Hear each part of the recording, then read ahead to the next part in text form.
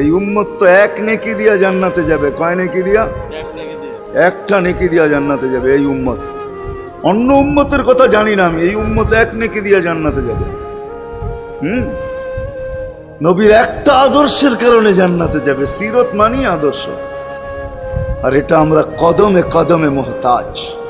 কেননা এই ছোট জীবনটা যদি গ্রহণযোগ্যতা পর্যন্ত পৌঁছাইতে হয় আল্লাহর কাছে, চাই নারী হই, চাই যুবক হই, চাই বৃদ্ধ হই, যেই মানুষই হই না কেন, যেখানেরই হই না কেন, যেই বাসারই হই না কেন, যেই বর্ণেরই হই না কেন, যেই পেশারই হই না কেন, যেই সোসাইটিরই হই না কেন, এই জীবনটাকে যদি গ্রহণযোগ্যতা পর্যন্ত পৌঁছাইতে হয় কার কাছে? দুনিয়াওয়ালাদের কাছে না, মালিকের কাছে, যিনি এক ফোঁটা পানির থেকে অস্তিত্ব দিছেন, যার কাছে আবার আমাদেরকে ফিরা যেতে হবে।